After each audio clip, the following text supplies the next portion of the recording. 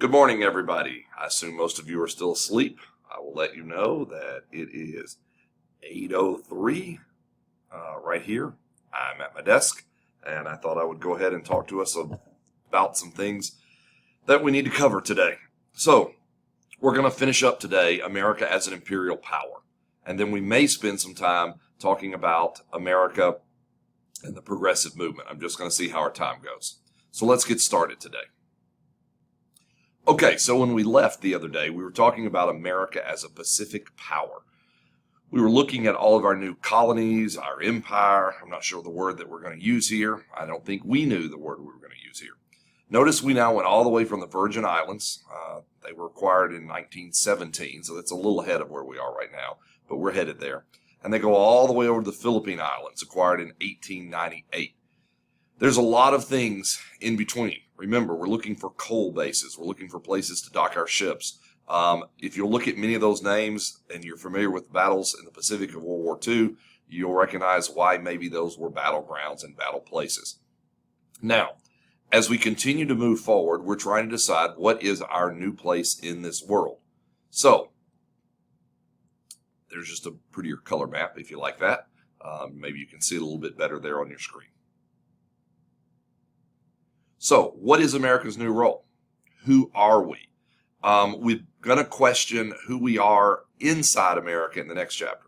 But this chapter is beginning to ask the idea, who are we outside of the borders of America? Are we an imperialist nation? Do we take on colonies? Where is citizenship? Are we going to make these people free? Are we going to make them future retail outlets? What do we call these people when they don't look like how America sees itself, whether that's true or not at the time? So, here's a cartoon. I've told you some of the cartoons I have to show in this class are not easy. So here is McKinley on his soapbox. So that basically is the idea that he's standing on an idea, or in this case sitting, and he's having his view. But if you look closely at that soapbox, it says, "Have you used it?" We're here to clean these countries up. Now, that means several things. Their governments, maybe the way they use their raw materials and their mineral resources. And it also means we're there to bring them civilization. And good civilization at this time takes a bath, wears clothes, dresses a certain way, speaks a certain way, worships a certain way. I want you to look at how those island nations are represented. Again, they're all represented not in ways that are complementary or even accurate to those parts of the world. As a matter of fact, they have all been grouped to look exactly alike, from the Caribbean, which has African diaspora, all the way to the Pacific in many ways, which has Asian influence. And they've all been drawn in a caricature of the African American at this time period. Notice things like hair and facial features, again playing into social Darwinism, that these people are children, they are backwards. Notice the clothing of people in Puerto Rico. They're wearing like a loincloth. Cuba does have European clothing, right? Looks very much like Napoleon, even though I know they're Spanish. And so we are there to bring them into a modern world. That's going to be our job. Well, some people are questioning that. And in the next chapter, we're going to see people question, are we even in a modern world? And so, yes, race is a part of this, as well as intellectualism, right? So what do we do with this? Well, Teddy Roosevelt's going to come along and say, we are the international policemen of the world. You're a constable. It's our job to make sure, at least on this side of the Atlantic, that everything goes well. We've already told Cuba, if you don't get it together, we'll come in and we will change your government. We will now say that to some other places. By the end of this lecture, we're going to be in Mexico. Yeah, we've got a long history with Mexico. We tend to think of it as only an immigration or a border thing, but a lot of people forget we have spent time messing in Mexican politics. We've also going to spend some time in some other countries there. Your book does, and so I hope that you'll look at that. But here we are, and then notice the cartoon, right? Teddy Roosevelt's new plan: speak softly, but what? Carry a big stick. And so there is the thing, right? So we're going to go around and make all these people our friends, set them up with good governments. They'll buy our products. Now remember, meanwhile, look across there. There's Europe. Europe would like to play in this field, but they cannot. Why? The Monroe Doctrine. And remember, we've added 2 corollaries to the Monroe Doctrine. Can you name them? You know the Lodge Corollary? Are you thinking about it right now? And do you know the Roosevelt Corollary? Are you thinking about it right now? I'd encourage you to do it before you take the test on this section. So, Constable of the World, is that who we are? Well, you've grown up in a time where we are much more involved in international affairs. A lot of that really comes after 1946, so we'll work our way there. So this big stick policy, right? It's going to be our new foreign policy. And the idea is if someone doesn't agree with the way that they should see things, in other words, the way we see things, we have an army and now a navy to back it up. We're going to act like an international policeman. It's our foreign policy in Latin America and Asia at this point. Remember our open door policy. We're going to make sure that China never comes together, that no one ever rules China totally as an empire, one of the other European nations, or ourselves, because it's just too big of a market. Remember, this is based on economics also. So, Roosevelt's corollary, right? We would act as the international policeman, and we're going to add that to the Monroe Doctrine. So it's our job to make sure this part of the world goes okay. You might remember when we did the Monroe Doctrine way back in 1825 in this class, we did some scenarios like what if, right? What if something happened and Russia was supposed to intervene? Well, we decided that was illegal because we're in charge of this side of the Atlantic. Remember, did we ask Latin America? No, we did not. So, speak softly and carry a big stick, and you will go far. That's the entire quote, right? We often just do the first part. Roosevelt uses an old African proverb to guide his foreign policy. Now, again, we're not using this in Africa. We're not there. Who's there? Europe. We're using this in Latin America, South America, and Asia. And the Roosevelt Corollary, again, says we will be international police power. We will intervene. We will make things right. We will straighten things out. Now, why would we do that? Well, one, we've invested a lot of money. We're building factories in those areas. We're getting raw materials from those areas, and they're fueling the continued industrial growth in America. And under Roosevelt, we'll find that the United States often intervened in Latin America. Now, in Asia, Roosevelt wants to, again, keep that open door policy, that we will trade with China, that we can trade with China, that anybody can trade with China, right? And he is actually going to win a Nobel Peace Prize. Yes, a United States president is going to win the Nobel Peace Prize for brokering a peace between Russia and Japan. Remember, there are really only 2 Pacific nations. Russia borders the Pacific Ocean. They've been doing Russification, right? They've been expanding. They built the Transcontinental Railroad, all the things going on there. And Japan is an independent country. The rest of that area are really colonies.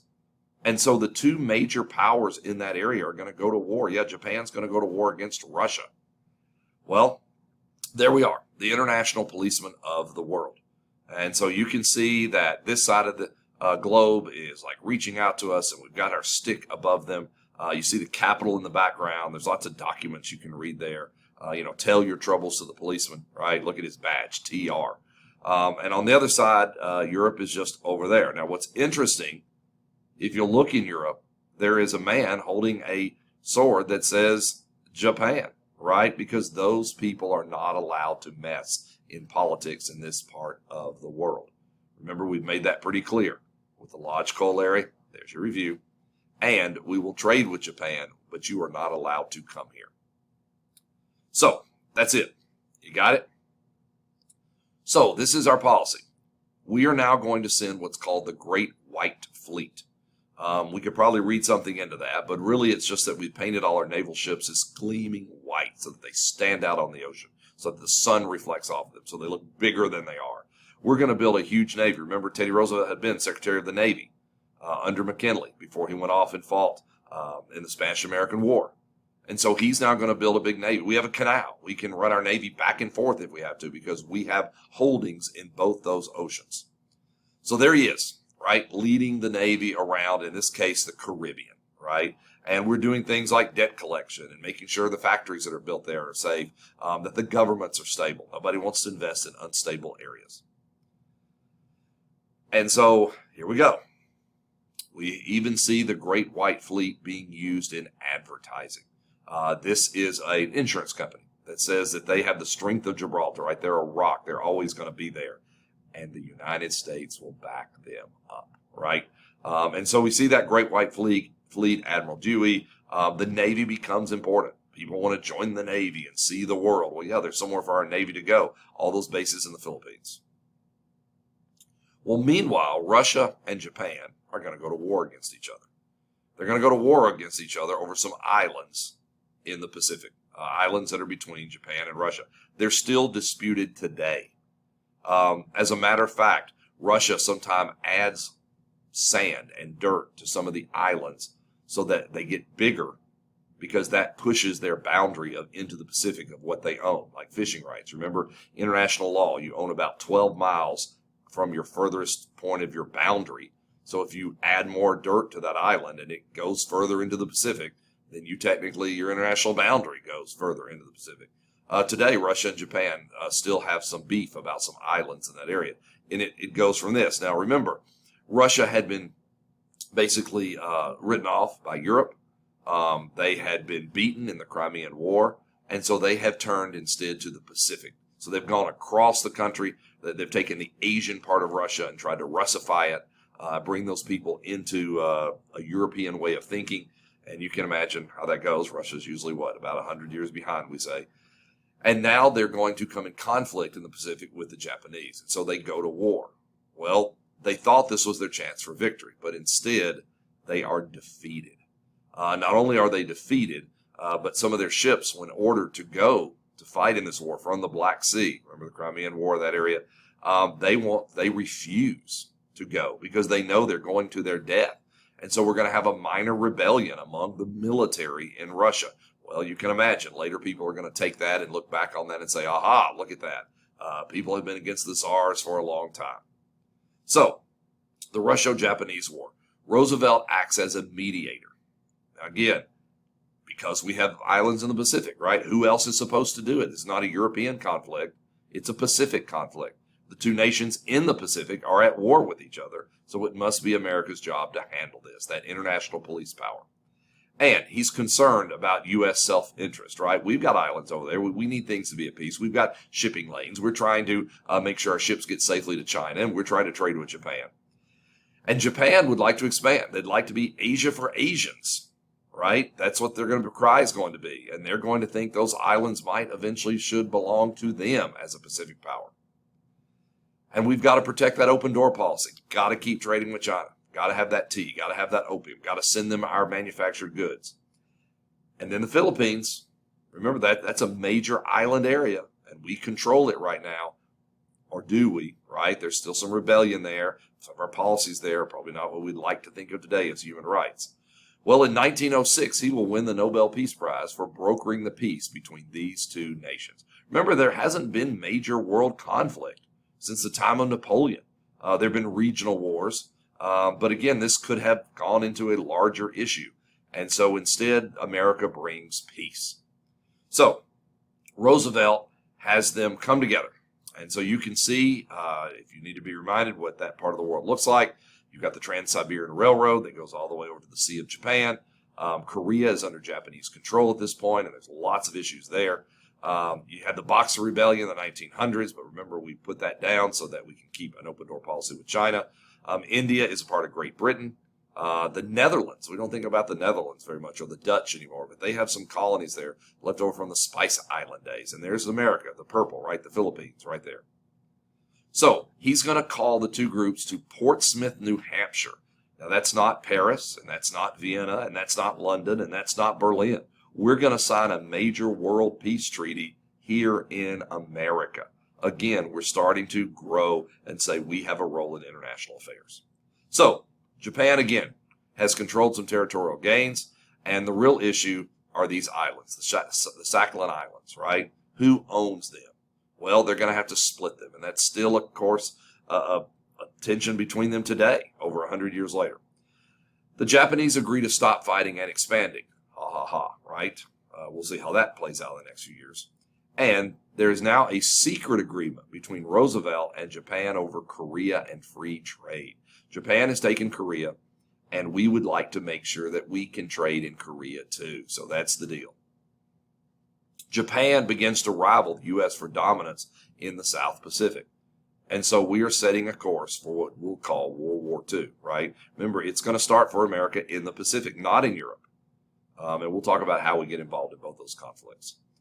And so the U.S. relations between Russia and Japanese after this really decrease because once we have war with them, that's it. We can try to push things on the Japanese market. The Russians are going to be kind of pouty and not talk to us. But again, they're now going to turn back to European affairs. And so think about it. We're in about 1906. What's coming for Russia? Well, World War I, revolution, Stalin. Those things are headed down the line. So there they are at the Treaty of Portsmouth, about 1905. He'll win the Peace Prize for it in 1906. And again, notice kind of how they're lined up. The taller Russian all the way down to kind of the shorter Japanese. And who's in the middle? America. So, what is our foreign policy with Japan? Well, we try to keep good relations with Japan. And countries fear Japan because they were the power in the Pacific. So again, those island nations are going to either be fearful of Japan or probably ruled by the United States. We go into 2 diplomatic agreements with them. Remember, we already had the gentleman's agreement. And the gentleman's agreement was, if you're Japanese, you're not coming here. Even if you go to another country and get a passport from somewhere else, you're not coming here, right? We'd had a problem with Japanese school children and Asian school children in San Francisco schools, and they wanted to build a separate school system. But we actually negotiate to not let that happen. So that's interesting in the things we've been looking at, right? On the West Coast, we're going to let children who are white and Asian go to school together. But now let's go to other parts of the country, right? What is the role of Hispanics in school? How much are they being recruited and brought into this education? Look at Native Americans. They're being shipped off to a school so they can learn to be better Americans. And then we have the American South, where we have a segregated school system, one that is beginning to grow and definitely being funded for white education, but not so much for the black community. And so we'll see that as it continues on. We also have the Root-Takahara Agreement, and both governments agreed to maintain the status quo in the Pacific. They're not going to take any more land. They're not going to take more islands. Japan's not going to expand. Everything's just going to be chummy, right? And so again, we've kind of drawn our little lines and said, Japan, you're in charge of this part. We're in charge of this part. And Russia, you go back to Europe. Well, in 1907, we send the Great White Fleet on a world tour. So here they are, guys. These huge white battleships, metal battleships. Remember, we talked about that in the Civil War. We've converted from wood to metal. And those 2 little ships that fought there in Virginia have turned into this, right? Huge guns, huge capacity to destroy and to sink. And we realized we now need that 2-ocean Navy. So there they are. Join the Navy, see the world. Notice that it says the Navy needs you. Don't read American history, make it. I mean, those fights in the Philippines and those fights in Cuba were about our Navy. And so there's TR, right? And there's that Great White Fleet, looking very much like the battleships of World War II, but these are the dreadnoughts. These are kind of their early predecessors. And here's where the Great White Fleet's going to go. They're going to go on a world cruise. You know, Mr. Duncan likes to cruise. I'd love to go on this cruise. Look at that. They're going to start out of Florida. I'm not out of Florida, excuse me. They're going to start out of the West Coast, and they're going to go around the world, and they're going to touch the different continents. Not Antarctica, I know. And they're going to kind of show the world who America is. Maybe people don't know what's going on with America. We're going to see the Suez Canal. Notice we are not going through the Panama Canal. Why? Because it's being constructed at the time. And so again, we sail and we stop in countries and we let people know that America can solve your problem, South America, and the rest of the world don't mess with us because look at what we've got and you don't. So that's the Great White Fleet. And there they are. And there's Teddy Roosevelt on the very front, right? And notice what this cartoon says. Peace, right? Peace through better weaponry. Like people will be scared to go to war because of what we have. And we'll see this with nuclear diplomacy in the future. Well, Roosevelt's out of office. He serves his terms, and a man named Taft is going to be elected. Taft, last time we ran into him, he was Governor General of the Philippines. He ends up becoming vice president, later a Supreme Court justice, by the way. He is going to use dollar diplomacy. He is going to encourage American businesses to invest money in these areas, put businesses in these areas, build factories, raw materials, sell goods. In other words, let's create trade and economic relations. Well, what if the government goes wrong? What if the government gets out of control? What if things are so chaotic you can't produce things there or sell things there? Well, we're going to first do what's called Taft's dollar diplomacy, right? We're going to improve financial opportunities for American businesses. We're going to let them grow their businesses in these areas. And notice those countries, Honduras, Nicaragua. That's where many migrants come today to our country, both legal and illegal. And we're going to use private capital, right? We're going to get businesses to build these things, show these things, and people will think America is wonderful. So the U.S. might have to go in if there's instability, right? And put these governments back where they need to be, or put in a government we're friendly towards. That's what we're going to see with Cuba, right? We have the right to go in, and we will. So if it hurts American economic commercial interest, we have the right to go down and do something about it. Who gave us that right? We did. The international policemen of the world, the big stick policy, the Monroe Doctrine, all things before many of these people were ever born and these countries began to come around. So let's look at Mexico. I want you to notice, and I believe these page numbers are correct. I hope it's not the old textbook, but I need you to find the part in your textbook on Mexico. Notice it's in a different chapter, but I think it goes with this section because Mexico is going to have some problems. I'm going to let you learn Mexico on your own. Yes, it will be on the test that you're taking all the way up until Saturday night at 11:59. But I want to go ahead and let you know to look at Mexico. I'm going to give you some background, show you some pictures, but I think you're smart enough to be able to read a section of the book, take some notes, and figure out what's going on. So here we go. There was a Mexican Revolution in 1910. They overthrew their government, okay? A guy named Huerta seizes control of Mexico and puts the current leader, Madero, in prison. So there's a coup, right? We've seen Mexico. They've been overthrown before. They overthrew the Spanish. Then you had Santa Anna. And then we talked about how another group came and invaded Mexico during our Civil War and set up a whole nother government, right, connected to the Habsburgs and the French and all those things. And then they get kicked out. And so we've been working through unstable Mexican governments. Well, Huerta is going to rise up against the leader named Madero, and he's going to put him in prison. And that's where he's murdered. So the past leader of Mexico is murdered, right, in prison. Well, is that a mystery? Right? Is that by accident? Well, now Huerta is the leader. Well, some people think this was wrong. Some people think that he should not have taken power. And so people like Carranza and Pancho Villa, who we're going to talk about for a minute, and Zapata and Orbillon, right? They're going to say, no, you have overtaken the country illegally. You did it in a coup, not through democracy, not through asking the people.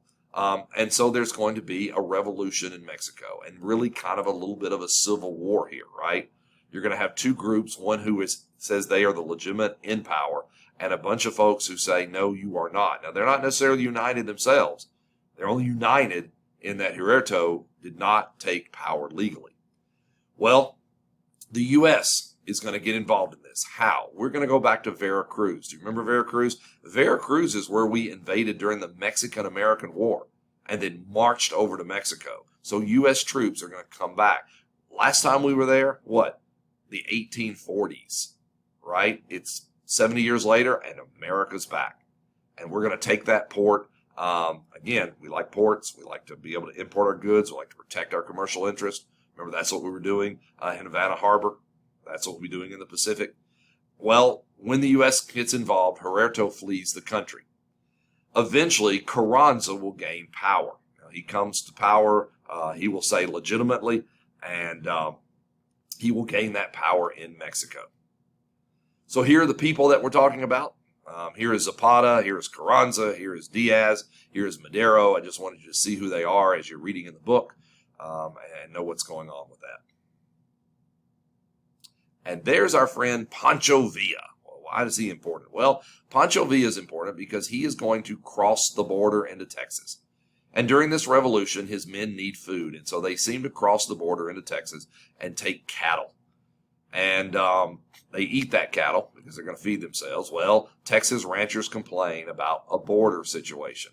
Da-da! Look at that. 110 years ago, a border problem with Mexico. Well, we send American troops. we send American troops under the name of a commander named Pershing. That may mean something to you. It will in the next few chapters because Pershing will lead our World War I forces. Pershing is sent into Texas to find Villa. Well, guess what happens? Because there is no GPS, because maps are a little, shaky and there's no line drawn in the sand, they cross into Mexico. American troops cross into Mexico following Villa on one of his raids. Well, technically, have we invaded Mexico, right? So the border issue between America and Mexico has a long history, longer than a presidential election of the past, longer than your lifetime, and probably longer than one most of us don't know. You might remember when we looked at immigration, and we looked that day at our immigration cartoon, Immigration Past, that we have actually shipped people back over the border who are American citizens during time of economic distress. And then when we needed workers, we begged them to cross the border and come work in our factories during times of war. So again, it's a complicated system. We do share a border, and we're still working those things out. But some of it even goes back to this issue that we crossed the border, right? We went into Mexico. Well, Wilson will come along. After Taft, there's Wilson, right? Wilson's going to use something called moral diplomacy. We're going to talk about this. Wilson looks at all that we've been doing in the world and says we should be the city set on a hill. Yeah, we're back. We're back to that concept, the city set on a hill. So Wilson's moral diplomacy. He's going to look at all of our foreign policy of, are we doing it right? Are we doing it just? Well, think about what we've been doing in the Philippines to people. Think about how we've just taken these islands and said they're ours. Wilson's going to begin to question these things. Now, here we have Wilson as a school teacher. You got to know he was president of Princeton, okay? And he's bringing the world, to school. And you can see some of the names there, right? Like Mexico and the Caribbean and Venezuela and some of those things. And he's going to teach them how to be right in a modern world, right? We're already dealing with that in the Pacific. We saw the cartoon with McKinley. Now we're going to teach these kids. So he steps it up. We're no longer the international policeman. We're the conscience of the world. I hope that sinks into you. How we do things must be the right way and the way you should do that. The way we think is the way you should think. And so we, again, go back to this idea of American exceptionalism, this idea of America set on a hill, that we should be so amazing and so awesome that everybody wants to be like us. And we're going to spread democracy. We're going to make sure those Latin American countries stay democratic. Some of them will, and some of them will struggle with that. We'll even use this idea of spread democracy when we get involved in World War I. Yet my AP Euro kids know what? There weren't really any democracies. Okay, Britain was a constitutional monarchy. France, yeah, but it's a little shaky. But most of those places were what? They were conservative governments ruled by a person and may have had a small parliament. But again, the idea that we think of democracy with everybody voting and choosing leaders just was not a thing yet. That's what we're going to say we're going to go to war for. And we're going to promote peace, right? I mean, it's the turn of the century. We saw the World's Fair. We saw what could happen. We saw how amazing everything could be. And we were able to solve a very quick war between Russia and Japan. Surely the 1900s are going to be a time of peace and promotion. In AP Euro, we call this what? La Belle Epoque, the beautiful time, right? In America, we're getting cars and skyscrapers. The West is closed. We have inventions like every day, movies, radio, all the entertainment things. I mean, things are just wonderful. But we know what's in the future. And we're going to condemn colonialism. Yes, Wilson's going to come out and say colonialism is bad. Well, Wilson, look into the mirror, right? America has colonies. So if we're going to condemn colonialism, what are we going to do about this? Well, I don't know exactly his plan, but I do know whatever his plan is, it's going to be interrupted by what? World conflict, World War I.